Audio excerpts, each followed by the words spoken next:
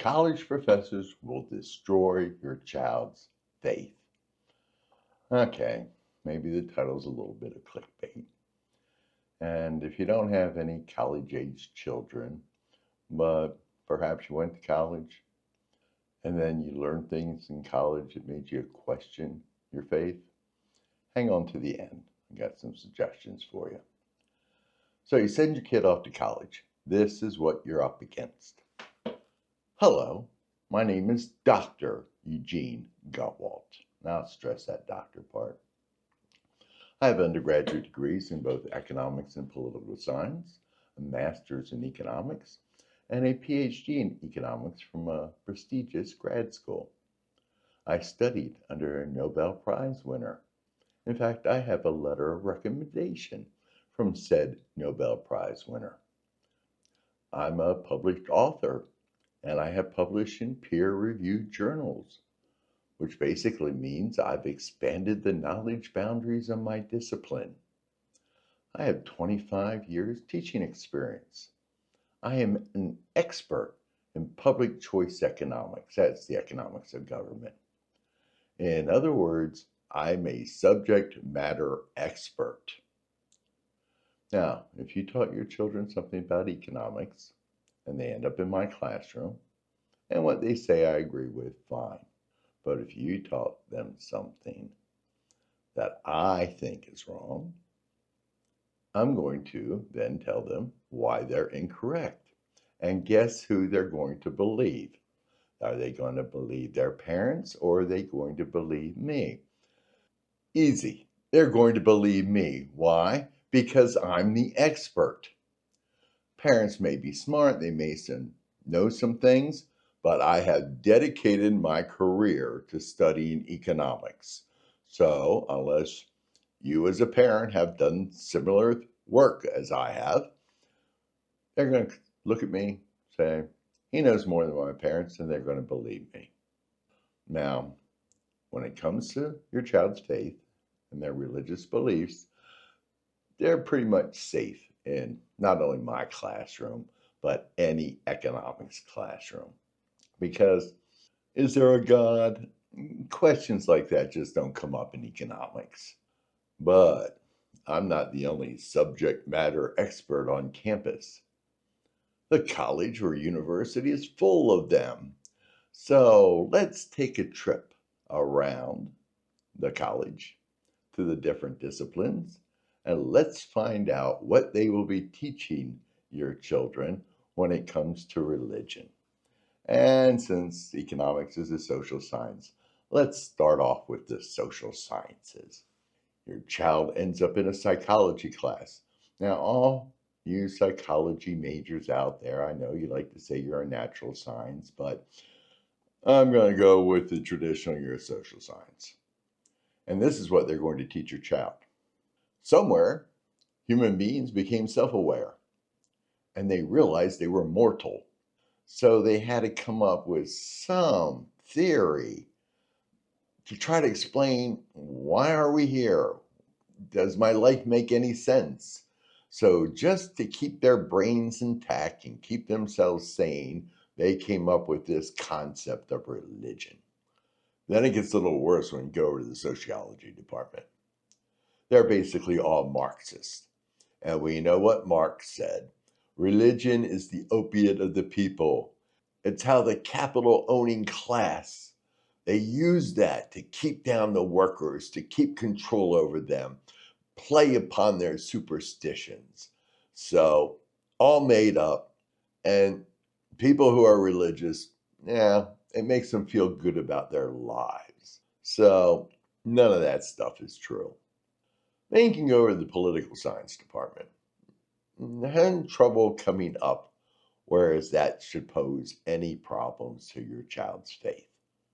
I saw nothing when I was getting my undergrad degree in poli-sci that dealt with religion, so no problem. Now, things are going to get a little more problematic when we move over to the natural sciences. Say your child ends up in a biology course.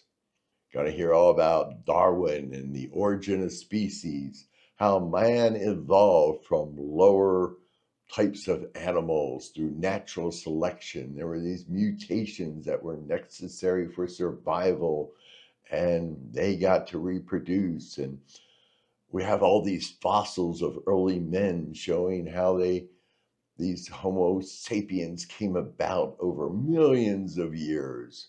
So evolution explains it all. So your 7 days, well, 6 days of creation, 7 day God rested. No, we have millions of years of these fossils. We have carbon 12 dating, things along that line. Or they end up in a chemistry class. How did life begin? Well, there was this primordial soup. There were all these elements and molecules in there, and somehow they formed simple amino acids that became proteins that somehow then life came out of that primordial soup. Don't need a God. We got chemistry to explain how life could start. Then they go over to the physics department. Oh, Big Bang Theory time. And your child may say, well, didn't there have to be something before the Big Bang? Who caused the Big Bang?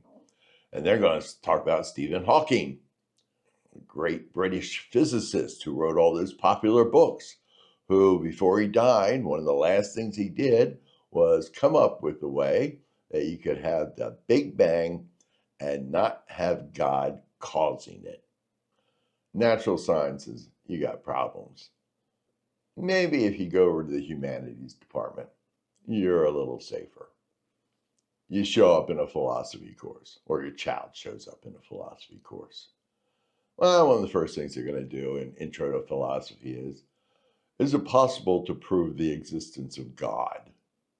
And the answer in philosophy is no, you cannot prove the existence of God. And they'll go along and they'll tell stories about walking along the beach, finding a watch. You're all alone. You don't know anybody else. You have to assume there was a God that made the world. And then they'll destroy all those arguments. And if you want to help your child have fun with the philosophy professor, when they say you can't prove the existence of God, have the student raise their hand and say, Professor, can you prove to me there isn't a God? And the answer is no, you can't prove there's no God. You can't prove negatives. And then the professor will think your child is intelligent and has critical thinking skills. Really earn brownie points there. Maybe go over to the history department. There you're going to learn about the Enlightenment and the scientific revolution, where reason overran superstition, that man had finally used his brains to explain the things of the world without having to rely on this mythology of religion. Then you think there might be one safe place on campus for your child? You have them go over to the religious studies department. Now, you need to be very careful on this one. It's a religious studies department, not a religion department. Now, I do not have a big sample set, but every professor I ever knew teaching religious studies was an atheist. And what will they learn in these religious studies course? Oh, one of the first things somebody's going to do, and this is really go for the low hanging fruit, the free will problem. Student, do you have free will? Of course I do. Is God omniscient? He knows the past, present, and future. Yes. Can God be wrong? No. Well, then you can't possibly have free will, because if God knows what you're going to do in the future, and God can't be wrong, therefore you have to do what God knows you will do in the future, thus you have no free will. Now you can have all kind of in-depth debates on the free will question, but freshman, sophomore religious studies course, first course they're taking, have them do this one. Raise their hand. Professor, I am 99% sure, in fact, 99.99% sure that when this lecture is over, you're going to leave the classroom. Does that mean, Professor, you don't have free will? that you couldn't choose to stay in this classroom if you wanted to. That might be just good enough to confuse the instructor and probably will not earn your student brownie points. And then maybe they're going to take a history of the Bible course. Oh, where did the Bible come from? And they're going to hear, well, we had no early copies of Scripture. It's not like we have an original copy of the Gospel of Matthew written by Matthew. And by the way, Matthew, Mark, Luke, and John were not really written by Matthew, Mark, Luke, and John. We have all these partial documents, and they don't all agree with each other. So human translators have to sit down and, oh, this gospel says this gospel says that. So we're just going to take our best guess at what was the original. So that whole idea that you can have confidence in what's written in the Bible, every word is true and it's the word of God as far as speaking to man. Well, you don't know what you're reading is actually what they wrote way back 4,000 to 2,000 years ago. So that kind of kills their belief in the Bible or trusting the Bible. Then you might hear a debate who actually wrote the epistle to the Hebrews? Most of your religious studies professors are going to say, you don't know who wrote it, but it certainly wasn't St. Paul. Because if you compare Hebrews to the other St. Paul's epistles, the whole style of the epistle and the writing and the syntax is different. So we could take a guess, just throwing a little more doubt into your child's mind about the authenticity of the Bible. And just to summarize that religious studies department, from what I can tell, they treat Christianity the same as mythology. They don't really see any difference between them. So that's what your child's going to experience across campus. All these subject matter experts who, oh, yes, your minister, your pastor, your parents, they may know some stuff, but we're the experts. It's going to be very difficult for your child to overcome that and keep their faith. Now, of course, I'm speaking in generalities. You send your child to a religious school, a religious affiliated college or university, you may not run into these problems. But I think at the vast majority of colleges and universities, they will. So how can you overcome this and protect your child's faith? Information. Better informed child will be able to keep their faith. What I have recently found out is that there are some subject matter experts out there who believe in God, and they know all the scientific opinions against religion. And I'd like to make a recommendation of a book.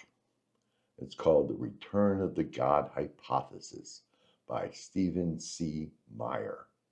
And looks like that.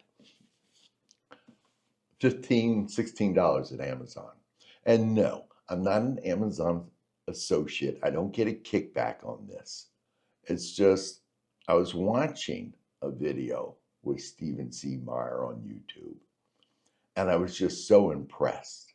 Stories along the lines of, DNA looks an awful lot like software. And if you have software, somebody had to write that software. So DNA is just like software as far as the 4 elements that make up the DNA. And this is actually Bill Gates that came up with this, that darn DNA looks an awful lot like software to me. So I saw Meyer doing these talks, interviews on YouTube, and I was just so impressed. So I bought the book. And as I said, $16 or something. It's written at a college level, but it's amazing how he takes the exact same evidence presented in all the disciplines as far as we're talking the natural sciences here, biochemistry, physics. and just shows it is far more likely, just the probabilities are greater, that there is some God behind it rather than random chance. And I found a review of the book somewhere on the internet, and I'll put that down in the description. And it takes a lot to impress me with a nonfiction, non-religious book. But when I read that book, it's like, I can make a video out of this. I spent 25 years teaching college. I see what goes on college campuses, and this would be an excellent resource for parents, for students, for anyone who has left all those scientific arguments shaken their faith. Get this book, read it. That's my recommendation. You'll probably find other books. I also saw a guy that really impressed me, John C. Lennox, Lennox. I've seen some of his videos on YouTube, and he seems to take the same approach to arguing that it's more likely that there's a God than not a God. Now, I've not read any of his books, so I can't endorse him. I just saw these interviews and talks he gave, and I was very impressed. And after reading books like this, getting this knowledge, your child will still not win a debate with any professors, but they will learn that there are other voices out there, other subject matter experts out there who help support someone's faith. And I'll tell you quite honestly, which one of us Christians has not had doubts? When I read the book, I felt my faith was stronger. So, thank you for listening. If you get a chance, I'd appreciate a little click on the subscribe button down there, maybe give it a thumbs up, and have yourself a blessed day.